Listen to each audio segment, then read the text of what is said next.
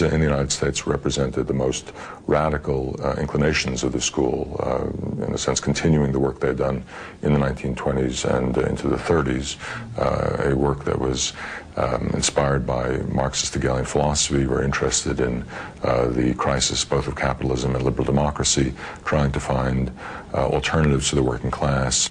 As we've seen, the Frankfurt School, Marxist in origin, wanted to create a cultural revolution against Western society.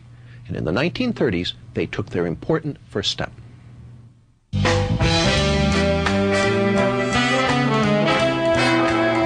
the 1930s, the work of Horkheimer, Adorno, Fromm, and Marcuse issued in its first tangible product, critical theory.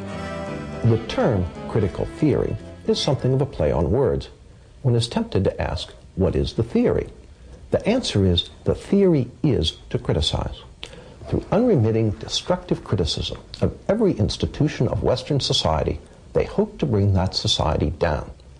Critical theory is the basis for gay studies, black studies, women's studies, and various other studies departments found on American university campuses today. These departments are the home base of political correctness. David Horowitz was present at the birth of campus political correctness. Well, I was a radical in the 60s. I was a Marxist. You know, my buddies were people like Tom Hayden. I edited the largest magazine of the left at the time, Ramparts. But the Frankfurt School was important in Marxism because they no longer believed really in the future. They only believed in destroying capitalism and destroying, bourgeois democracy is what we would have called it. And if you look at today's campuses, that kind of nihilism is really the dominant theme. That is, attack America. The Frankfurt School was careful never to define what critical theory was for, only what it was against. Again, Martin Jay, the Frankfurt School's semi-official historian. Critical theory itself always felt reluctant about being put in the straitjacket of systematization and defied its reduction to a simple definition. Critical theory actually attempted to politicize logic itself. Horkheimer wrote, "Logic is not independent of content. That means an argument is logical if it helps destroy Western culture, illogical if it supports it." Such twisted thought lies at the heart of the political correctness now inculcated into American university students. When there's 1% of the campus is conservative, and the other 9%, and the other 9% of the people who care are incredibly liberal, you're going to get something approaching a socialist state. But how did the work of a small group of German Marxist intellectuals come to America? In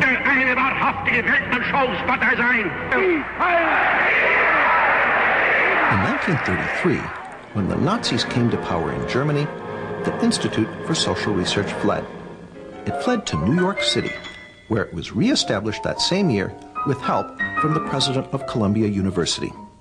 Once in America, the Frankfurt School gradually shifted the focus of its work from destroying German society and culture to attacking the society and culture of its new place of refuge.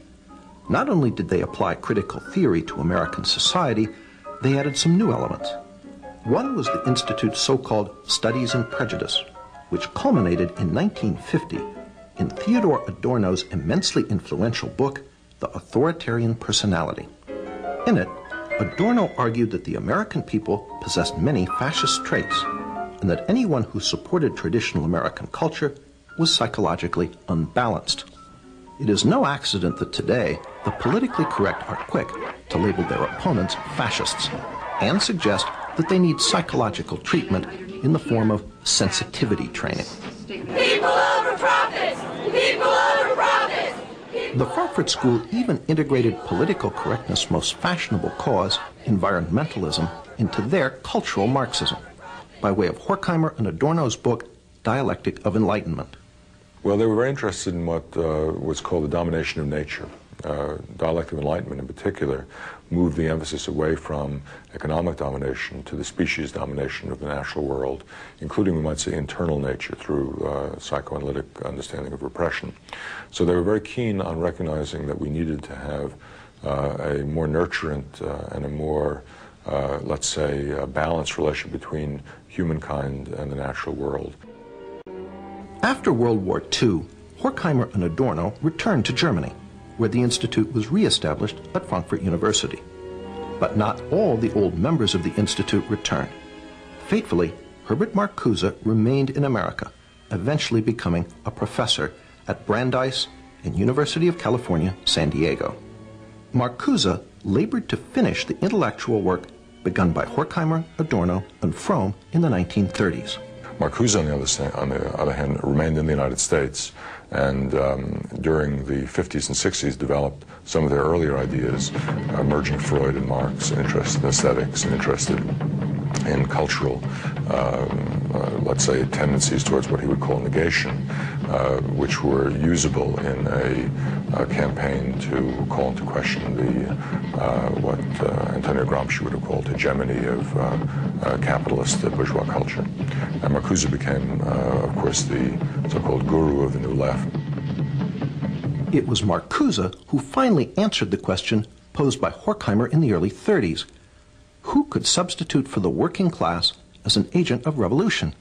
So you had to find some new constituency, whether it was students or blacks or women or gays or whatever it was. And Marcuse had a fluid Marxism that fit into this.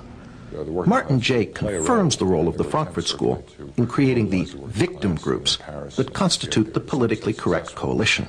But the working class wouldn't play the hegemonic role that traditional Marxism had expected from it. And so students, blacks, other minority groups, women, and so forth were, they hoped at least, able to come together. Of critical importance for the injection of the Frankfurt School's work into the student rebellion of the 1960s was Marcuse's revival of Fromm's notion of sexual liberation. Marcuse, however, was the main conduit of ideas. But Marcuse had written one important work in the 1950s called Eros and Civilization, a work which attempted to rub Freud against the grain and come out with a radical, even utopian reading of psychoanalysis. And that, combined with Norman O'Brown's Life Against Death, had a great impact on the counterculture and on emphasizing a libidinal element. Marcuse's Eros and Civilization condemned all restrictions on sexual behavior, calling instead for polymorphous perversity. Instead, it argues that at certain early developmental levels of the human psyche, there was a potential for sexual expression, sexual pleasure, which had not yet been organized into the restricted notions of heterosexual sexuality, and that these had some sort of capacity to be reinvigorated. Polymorphous perversity helped open the door to aspects of political correctness, such as gay liberation. This is his idea of what human society, a good human society, should be based on, was a certain kind of polymorphous perversity and narcissism, which by liberating non-procreative eros, was his term, we would find great enlightenment and great happiness. This was supposed to be the key to utopia. David Horowitz ties Eros and Civilization directly into the 60s rebellion he was part of. Marxism is a bankrupt creed, and was bankrupt by the 50s or earlier. People understood it didn't work. There was no working class that was going to make a revolution. Capitalism, people were happy with capitalism, basically because it makes, it's spread more money to more people than any other system in history. So they tried to find other sources of revolutionary energy.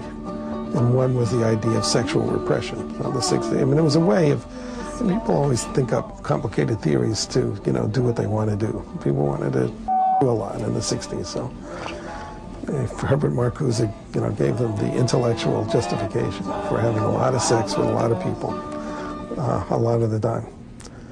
That's what Eros and Civilization, that's the title of his